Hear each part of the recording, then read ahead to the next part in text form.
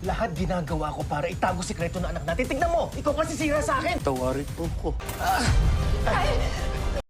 Malungkot si Moises habang nag-aayos ng mga gamit niya dahil tuluyan na silang na-expelled sa Crestwood. Nagulat siya nang dumating ang ate niya pero sinaad naman ni Grace na sinabi na ni Kelvin sa kanya ang totoo kaya sinabihan niya ang binata na umuwi na sila. Habang mag-isang pumunta si Mercedes sa isang foundation kung saan sinalubong siya ni Sister Feli kaya agad silang kinumusta ni Mercedes. Masaya si Sister Feli dahil na ipro-provide ang mga pangangailangan ng mga bata sa orphanage dahil sa tulong ng mga sagrado, maging ang batang pinaopera nila ay bumubuti na ang lagay niya. Humingi ng pasensya si Mercedes dahil hindi makakapunta si Rafael sa araw na yun dahil may emergency na kailangan niyang puntahan kaya wala siya sa salo-salo nila. Nagulat naman si Mercedes nang biglang dumating ang asawa niya na hindi niya alam kung anong mararamdaman niya sa mga sandaling yan. Nagpasalamat naman si Sister Feli kay Rafael, lalo't malaking karangalan sa kanila ang pagdalo ni Governor sa kanilang programa. Giniit ni Rafael na hindi niya matatanggihan ang imbitasyon ng Saint Philomena, lalo't malapit sa Pamilya Sagrado ang mga bata doon at masaya dahil malalaki na sila, sabay nangako siyang makakaasa sila sa kanilang suporta sa mga advokasya ng orphanage, lalo't para sa mga bata ang mga ginagawa nila na malaking tulong sa kanilang komunidad. Nang inabot ni Rafael ang tseke na tulong niya sa orphanage, ay sinabihan ng sekretarya niya ang mga tao doon na pwede silang kumuha ng picture. Agad namang nagpasalamat si Sister Feli kay Rafael dahil malaking tulong sa orphanage at sa mga volunteers nila ang binigay niya. Habang nasa kongreso naman sila Senator Eleazar ay ginisa nila si Congressman Martinez na inihain na sa kanila ang mga financial irregularities ng Malumbayan Steel Corporation kung saan hinamon niya si Congressman Martinez na ipaliwanag niya sa kanila na sa dami ng issues laban sa kumpanya ay sa kanila pa rin inaward ni Martinez ang mga kontrata sa mga transaksyon niya.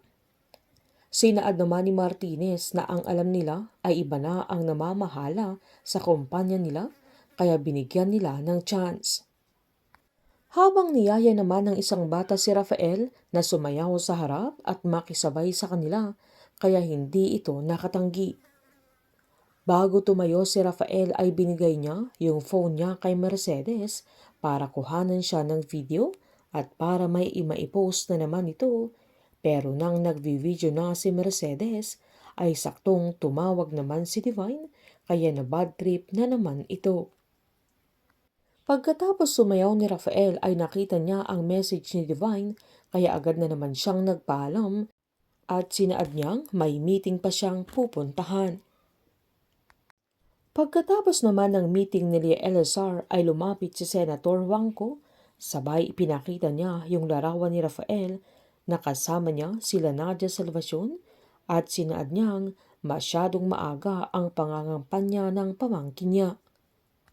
Giniit naman ni Eleazar na pabor din sa kanya ang ginagawa ni Rafael dahil silang dalawa ang tatakbo bilang presidente at vice-presidente.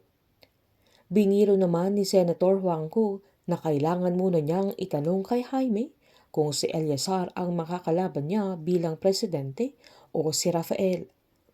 Sinaad naman ni Eleazar na ang taong bayan ang dapat nilang tanungin dahil sila naman ang makikinabang at sigurado siyang siya talaga ang gusto nilang tumakbo bilang presidente. Napatawa naman si Senator Wangko at sinaad niya kay Eleazar na mahaba pa ang oras at may the best man win. Sabay kinamayan niya si Eleazar kaya pabirong sinabi nito na maagang pagbati mula kay Senator Wangko. Habang ginabi na sila Grace at Moises nang makauwi sila, nadadatnan nilang umiinom ang matanda. Agad sinabi ni Moises sa tatay niya na expelled na siya sa Crestwood kaya sumabog na naman si Mang Estong. Nakiusap si Grace sa kanyang tatay na bilang tatay ay baka pwede silang umapela sa school at ipaglalaban din nila si Moises. Pasigaw na sinaad ni Mang Estong na sayang lang ang oras nila at gagastusin, sabay tinanong niya ang binata kung magkano na ang ginastos niya sa Crestwood. Pinaliwanag naman ni Grace na pinaghirapan din ni Moises ang mga yun, pati ang scholarship niya, pero sinambat naman ni Mang Estong na ganun naman ang nangyari sa binata. Sabay pinamukha niya kay Moises na kaya lagi siyang napapahamak ay dahil masyadong mataas ang asinta niya. Sinumbat pa niya sa binata na ang taas niyang mangarap at lagi namang palpak. Mangyak-ngyak na giniit ni Moises na kaya mataas ang asinta niya dahil lagi niyang sinasabi sa kanila na gusto niya balang araw ay mabigyan niya sila ng magandang buhay at maitira sila sa magandang bahay na yung hindi na sila matatakot na matanggalan ng bubong kung may bagyong darating, na yung hindi niya kailangang gumising ng maaga para pumalaot at hindi na kailangang magtrabaho pa ni Mang Estong. Giniit pa ni Moises na ang gusto niya ay maibigay niya lahat na ang gusto ng kanyang tatay at lahat ng kailangan nito.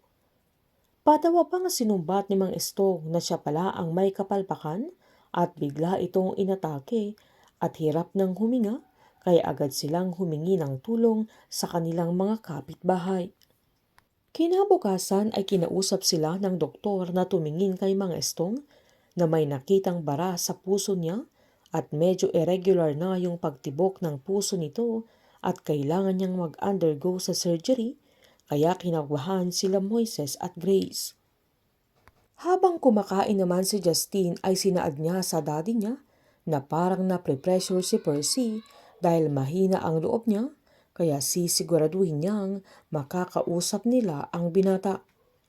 Tinanong naman ni Rafael si Moises kung tinigilan na niya si Percy. Sinaad ni Justine na magkabaliktad sila Percy at Moises dahil gagawin lahat ni Moises ang lahat para lang masagot ang kanyang mga katanungan. Dahil dito ay napaisip si Rafael na kailangan niyang gumawa ng paraan para mawala sa landas nila si Percy para wala na naman silang magiging bagong problema. Nang nasa law firm na sila ay pinatawag ni Jaime si Manuel. At nang nasa office na ito ay binanggit niya yung case ni Engineer Isagani na walang additional information. Giniit ni Jaime na hindi tungkol kay Engineer Isagani kung bakit siya pinatawag, kundi dahil kay Percy na mismong anak niya. Habang nang magising naman si Mang Estong kinagabihan ay nasa tabi niya si Moises na tulog na ito sa pagbabantay sa kanya, na kahit ipagtabuyan niya at pagsalitaan niya ng masasakit ang binata ay hindi siya iniiwan, kaya nakokonsensya siya dahil sila ni Grace ang outlet niya na paglabasan ng sama ng loob sa pagkawala ni Christine. Habang inaayos naman ni Grace ang mga damit ni Moises nang makauwi na siya mula sa hospital, ay naalala niyang nung isinumbat niya sa ate Christine niya na siya na ang laging tama sa tatay nila at siya na ang laging mali, na kahit siya ang naiwan sa kanya ay umalis sila ng nanay nila. Sinumbat ng ate niya noon na hindi niya yon ginusto, pero sinaad ni Grace na sumama siya sa nanay nila at iniwan silang magama, pero kahit ganun siya ay siya pa rin ang bukang bibig ng tatay nila at siya pa rin yung hinahanap-hanap niya at parang tau-tauhan lang siya ng tatay nila.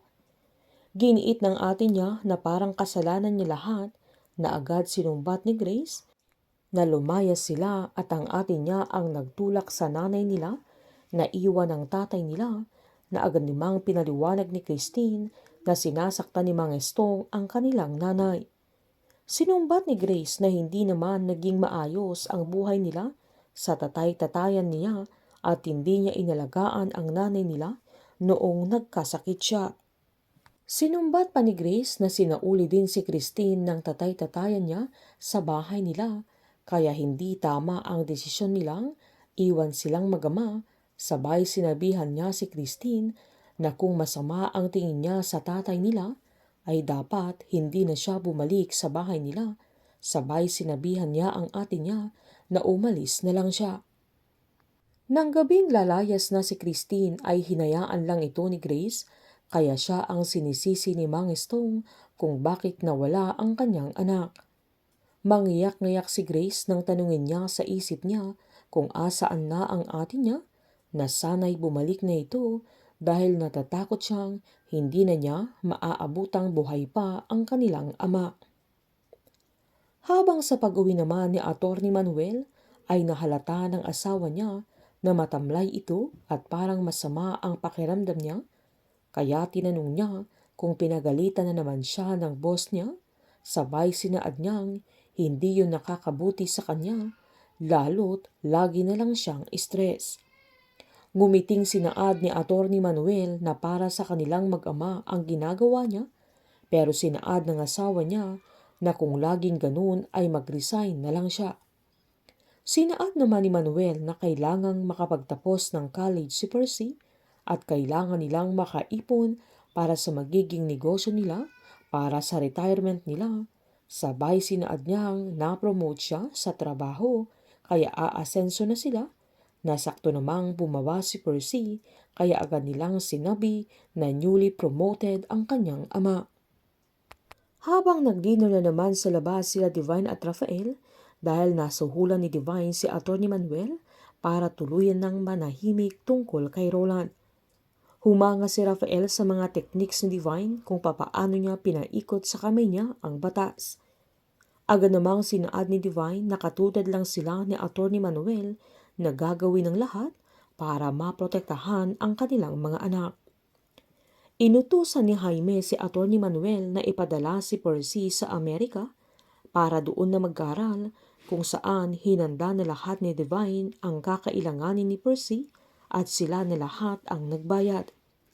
Sinubukan pang umapila ni Atty. Manuel na kailangan muna niyang kausapin ang mag-ina niya at pinasigurado niyang hindi magsasalita si Percy at hindi ipapahamak ang kapatiran, pero sinumbat ni Rafael na quitter ang anak niya kaya hindi niya makakayanan ang pressure ng mga tao sa paligid niya.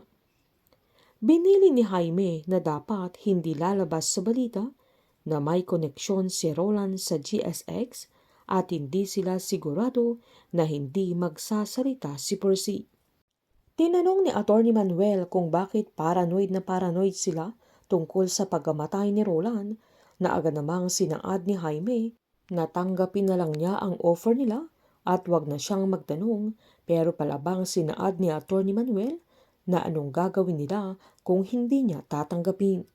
Dahil dito ay sinumbat ni Jaime na siya ang dahilan kung bakit nasa law firm na si Atty. Manuel, dahil naging scholar siya ng GSX at sila ang nagbayad sa edukasyon niya, at pagka-graduate niya ay siya mismo ang naglakad sa mga papeles ni Manuel.